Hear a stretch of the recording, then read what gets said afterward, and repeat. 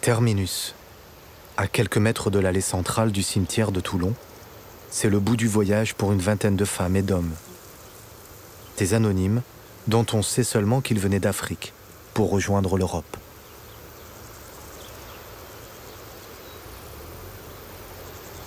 Des tombes provisoires, avec un numéro d'identification si jamais un jour, quelqu'un venait réclamer les corps.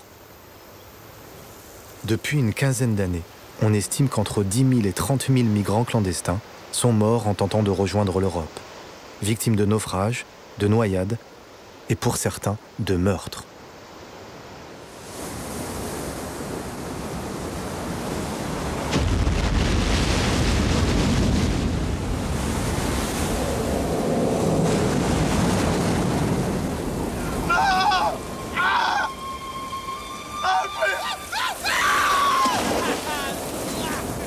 Un film, Voyage vers l'enfer, relate l'assassinat de 8 passagers clandestins.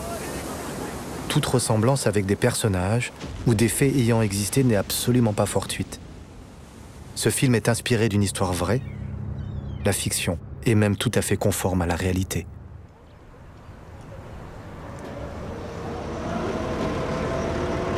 L'histoire commence mollement dans un port du Ghana où des dizaines de dockers déchargent des céréales. Les personnages sont anonymes, figurants infatigables, qui rejouent le même rôle, les jours d'embauche. Sur les quais, sans aucun doute, la plupart des hommes rêvent de traverser la mer pour espérer une vie meilleure.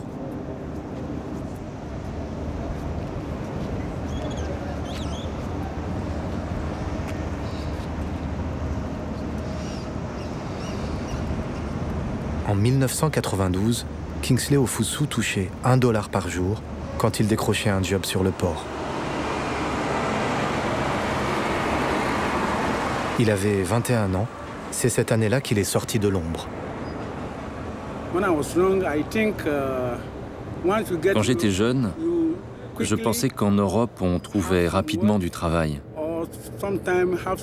Que si on voulait étudier, comme j'aurais aimé le faire, on trouvait une école. En Europe, je pensais qu'on pouvait avoir un diplôme et devenir quelqu'un. Ça s'est pas passé comme ça pour moi. Quand j'y pense, ça a été tellement douloureux.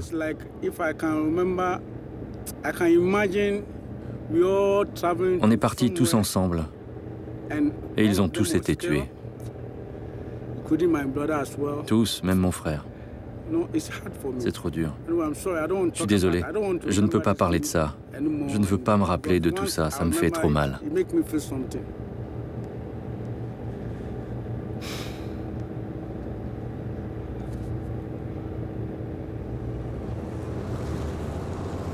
Une passerelle. Des amis d'enfance bien décidés à tenter la grande aventure et au bout du quai, un cargo en chargement. Kingsley Ofosu et ses 8 camarades pensaient que le voyage allait durer 2 ou 3 jours.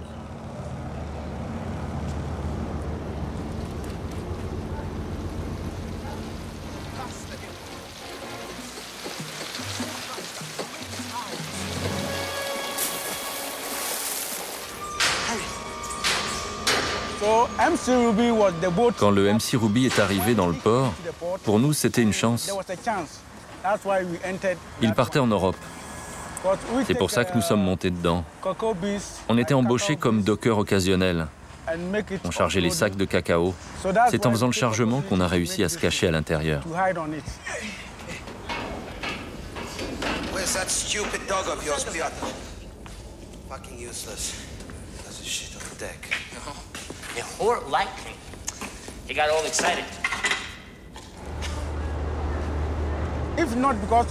Si vous n'étiez pas là, je ne serais pas venu ici. Chaque fois que je vois un cargo, ça me fait repenser à tout ça. À 21 ans, Kingsley croyait dur comme fer à son projet. Étudier et passer un diplôme d'ingénieur en Europe avant de retourner travailler au pays. Sa femme allait accoucher et il n'y avait décidément pas d'avenir sur le port.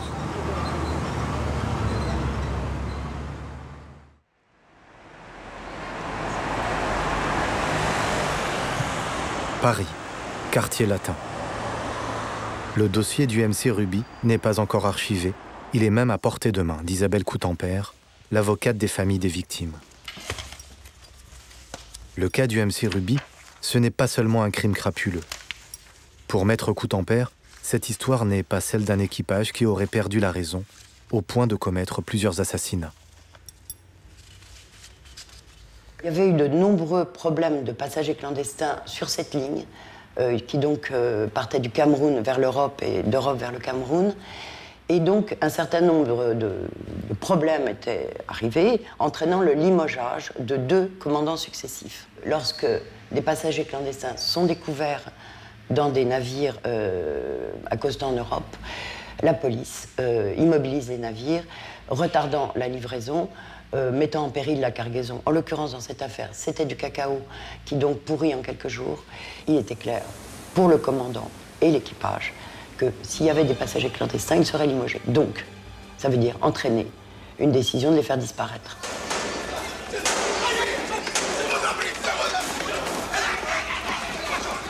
Les jeunes gens sont découverts, dépouillés de leurs dollars. Et puis,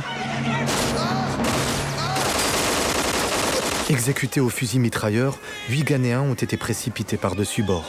Seul Kingsley a réussi à échapper aux marins et à se cacher dans les cales du bateau. Durant 3 jours, Kingsley se terre dans les plus profonds recoins du MC Ruby. Au cours d'une escale au Havre, il arrive à s'enfuir et dénonce l'équipage ukrainien. Le fait divers est à la une de tous les journaux. Après 12 heures de délibéré, dimanche à 6 heures du matin, la cour d'assises de Rouen a rendu son verdict. Les matelots, les exécutants des crimes, ont été condamnés à 20 ans de réclusion criminelle. Le commandant et son second ont connu, eux, un sort plus sévère, la peine maximale, la perpétuité. Durant le procès, pour certains observateurs, ce drame est d'abord celui d'une misère noire brutalisée par une autre misère. C'est toujours pareil, il faut chercher les vrais responsables. On a pris comme bouc émissaire ce que je considère comme des pauvres bougres, et on n'est pas allé chercher les vraies responsabilités. Ces compagnies d'armement commercial qui ont des sociétés opaques, qui ne payent pas d'impôts et qui font la loi en mer. Et deuxièmement, les États, la politique des États, et ça s'aggravera, parce que je vois que maintenant, c'est toute l'Europe qui s'installe comme une forteresse. La législation s'est considérablement durcie. Depuis septembre 2001, les ports sont très protégés et les clandestins plus que jamais criminalisés. Mais la pression s'exerce aussi sur les professionnels de la mer.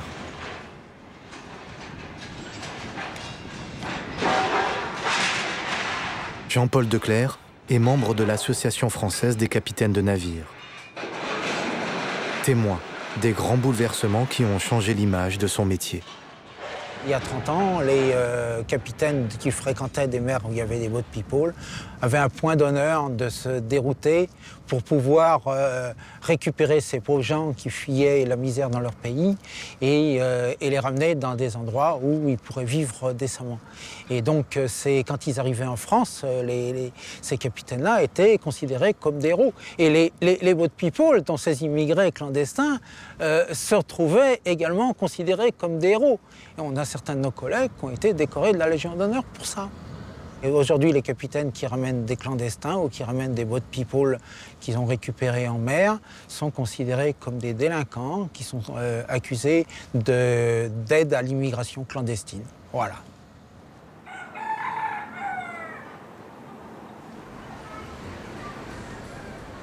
Au Ghana, Kingsley tente de redémarrer une nouvelle vie. Il est resté une dizaine d'années en France pour étudier d'abord et puis, comme beaucoup de compagnons d'infortune, il a travaillé dans une chaîne de restauration rapide.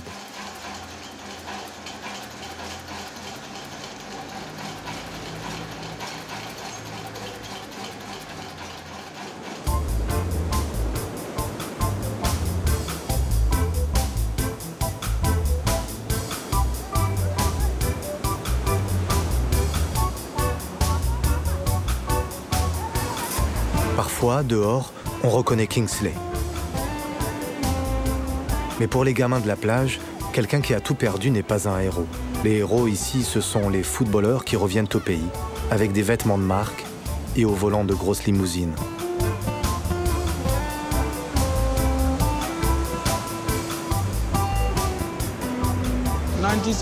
Nous, on veut partir à l'étranger pour réussir notre vie. Mais le blanc, il peut être comme un diable qui te maintient la tête sous l'eau. C'est toi qui es ton propre diable. Personne ne t'a obligé à monter sur un bateau. Pourquoi t'as pas pris l'avion? Mais l'avion, c'est cher. Ouais, c'est trop cher. Et il faut un passeport. C'est une question, ça, oui. Alors il faut prendre quoi? Le bateau ou l'avion? Le bateau, c'est gratuit, il n'y a pas besoin de billets. Ouais, ça coûte rien. Ouais, d'accord. Mais vous avez entendu, ils sont partis 9 et il y en a 8 qui ont été tués quand même. Mais qu'est-ce qu'ils font là, ces bateaux, si c'est pas pour monter dessus? Le bateau n'est pas là pour embarquer des gens. Et alors, pourquoi faire? C'est pour les containers. Bah oui, mais les conteneurs repartent à vide. On peut les remplir. On monte dedans et c'est gratuit. Tiens, imaginez que vous êtes des juges et on vous amène les marins qui nous ont tiré dessus.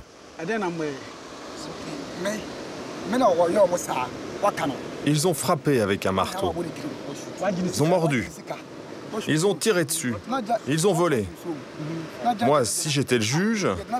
Mais tu es le juge. Alors ok, si je suis le juge, je les condamnerais à 400 ans de prison. La perpétuité, c'est pas assez. 400 ans, c'est plusieurs vies. La perpétuité n'y a rien fait. Depuis le MC Ruby, d'autres affaires similaires se sont produites, plus discrètement.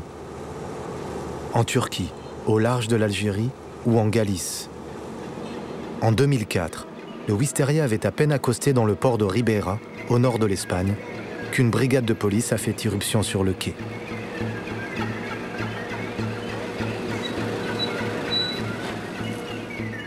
La Guardia Civile agissait dans le cadre d'une plainte pour meurtre. Le capitaine, dénoncé par un marin, avait jeté au large de la Mauritanie 4 passagers clandestins qui s'étaient noyés sous les yeux de l'équipage. Le capitaine et certains de ses hommes ont été emmenés au poste pour interrogatoire. Mais coup de théâtre, le juge a décidé de les remettre en liberté. Le crime avait été reconnu, mais il avait été commis en dehors des eaux territoriales. Je pense que les magistrats ne font pas toujours bien leur travail. L'article 15 de cette Convention de Genève dit exactement « Ce sont des actes de violence ou de détention commis pour des buts personnels contre des personnes à bord en un lieu ne relevant de la juridiction d'aucun État », c'est-à-dire donc les eaux internationales. Hein. Donc c'est parfaitement clair, c'est l'article 15. Et l'article 19 de la Convention de Genève sur la haute mer prévoit que les États sont tous compétents. Alors, les bateaux sont-ils des territoires à part, des lieux d'impunité? Les cas d'homicide sont certainement rares, mais cette question est légitime. Encore faut-il qu'on nous réponde. Sur la mer, on nous conseille d'aller rendre visite aux pilotes. Aux entrées et aux sorties des ports, ce sont eux qui font les manœuvres, qui rencontrent les équipages et discutent avec les marins, parfois seul à seul. Jean-Philippe Rigaud guide un pétrolier indien à la sortie de Fos-sur-Mer. Dans la confrérie des pilotes, Jean-Philippe est un peu à part. Beaucoup d'équipages commencent à le connaître. Ouais, l'installation est correcte? Ouais, c'est bon. Ok, c'est bon. Quand le pilote arrive sur la pilotine, qui débarque, la manœuvre est terminée, il est en sécurité, il fait un petit signe de la main au commandant qui veut dire « bon ben ça y est, la mer est à vous, vous pouvez y aller ». Personnellement, j'y rajoute une bénédiction pour le bateau. Je profite de cet instant privilégié pour, tout seul, sur ma pilotine, dire une petite prière et placer le bateau et son équipage surtout sous la protection de Marie, l'étoile de la mer.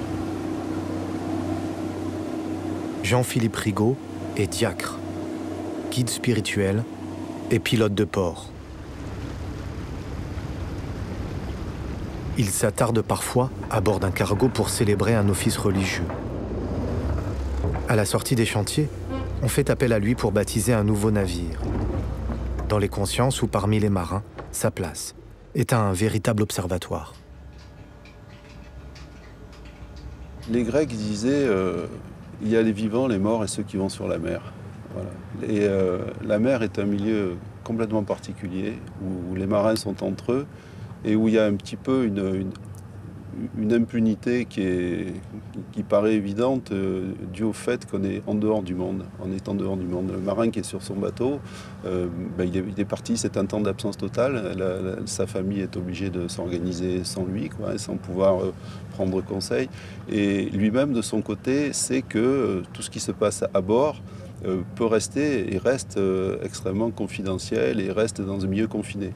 Sur le bateau, le marin se retrouve livré à sa propre conscience, ou disons morale, pour employer un mot plus général. Et donc, c'est un lieu, quand je dis le bateau, c'est le bateau en mer, mais c'est aussi le bateau en escale à l'autre bout du monde. C'est le lieu de toutes les tentations, ce qui permet des comportements qui sont très excessifs, mais qui ne sont pas forcément très excessifs sur le plan négatif, ils peuvent l'être sur le plan positif. Les marins ne sont pas forcément tous complices sur un bateau, et que fort heureusement, il y a des prises de conscience, il y a des prises de conscience qui permettent que ce genre d'événement soit connu. Maintenant, si un équipage est tout complice et arrive à ses fins avec des passagers clandestins, il est bien évident qu'on ne le saurait jamais, quoi. L'histoire du Ruby, on la connaît parce qu'il y a eu un survivant.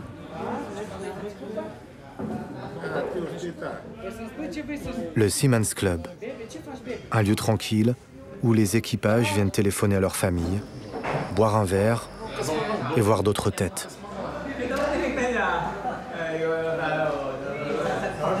C'est le seul endroit à quai où Jean-Philippe Rigaud peut passer du temps avec des marins.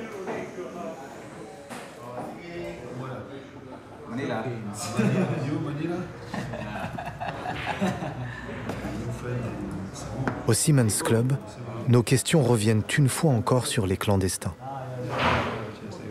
Tiberio, un capitaine de la marine marchande, est le seul à accepter de nous répondre. Quand vous arrivez au port, c'est pas de chance si vous avez des clandestins à bord.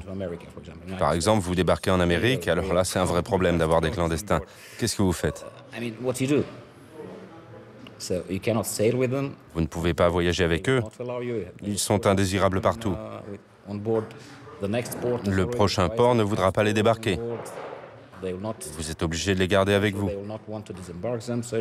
Alors qu'est-ce que vous faites? Une fois, il s'est passé quelque chose. Bon, je suis roumain et j'ai entendu d'autres Roumains à qui c'était arrivé. Il y a 2 ans, un porte-container naviguait vers le Canada. Ils ont trouvé des clandestins, ils les ont balancés à l'eau. Bon, je peux comprendre la raison. Bien sûr, je n'approuve pas. Mais je comprends les capitaines. Les problèmes avec les compagnies sont tellement énormes. Pour le bateau, l'équipage. Une fois que vous arrivez au port avec des clandestins, vous ne savez rien sur eux. Leur pays d'origine, leur langue, parce qu'ils ne parlent pas. Il y a des problèmes immenses. Alors peut-être, ça peut arriver. Les capitaines choisissent ce moyen. Je veux dire, de les jeter à l'eau. Ça peut arriver.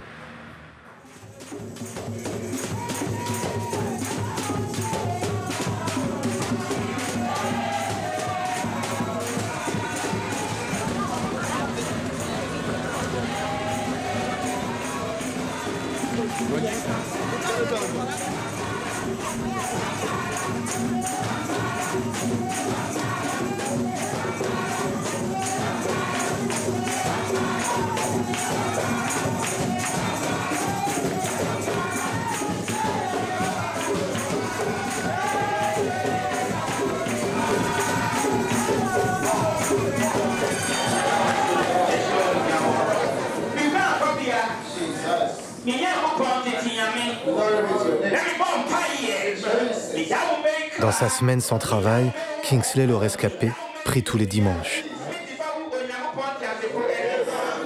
La petite église du quartier accueille sans relâche la même prière. Que les décisions de justice soient respectées, toutes les décisions de justice.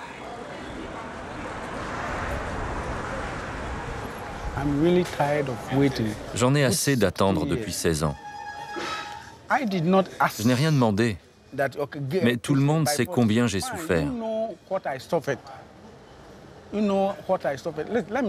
Laissez-moi vous raconter une chose. L'équipage du MC Ruby m'a volé l'argent que j'avais sur moi lorsqu'ils m'ont découvert.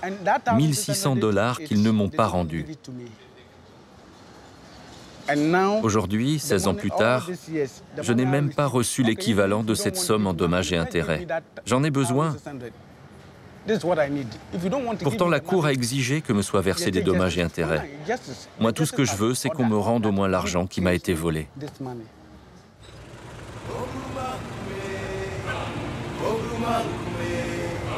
Chaque année, de plus en plus d'ombres disparaissent sur la route de l'Europe.